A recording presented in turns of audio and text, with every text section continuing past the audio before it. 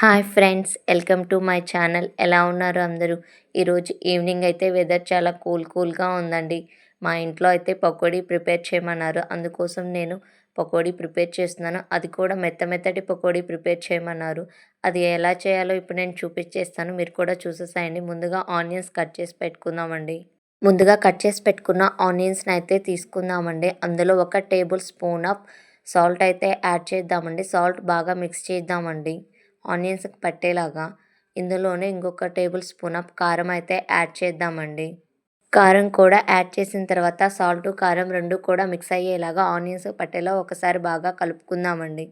ఇందులోనే 1 table spoon of పసుపు, కొంచెం కరివేపాకు అయితే యాడ్ చేస్తున్నాను. అన్నీ ఒకసారి మిక్స్ అయ్యేలాగా మిక్స్ చేసుకుందామండి. ఈ ఇప్పుడు ఇందులో 2 కప్స్ అయితే శనగపిండి అయితే యాడ్ చేస్తున్నాను.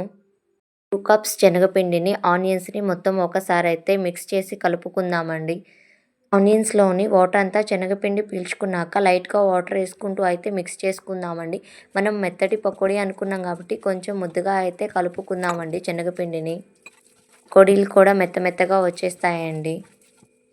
ఒక మందపాటి కడాయినైతే పొయ్యి మీద పెట్టుకొని ఆయిల్ అయితే యాడ్ చేస్తున్నానండి. ఆయిల్ హీట్ అయిన తర్వాత పకోడీ అయితే ప్రిపేర్ చేద్దామండి.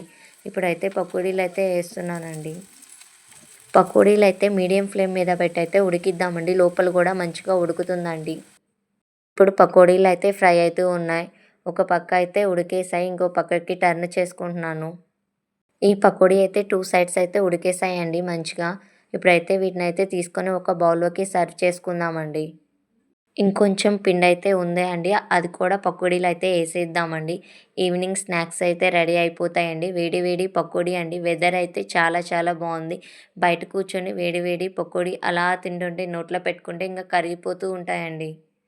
ఈవినింగ్ స్నాక్స్ టైంలో, అది కూడా వర్షం పడినప్పుడు, ఈవినింగ్ టైంలో వెదర్ చల్లగా ఉన్నప్పుడు పకోడీ చాలా మందికి ఇష్టమండి. మీలో ఎంతమందికి పకోడీ అలాంటి టైంలో తినాలనిపిస్తుందో నాకైతే తప్పకుండా కామెంట్ చేయండి. ప్లీజ్ అండి, like, share, subscribe to my channel.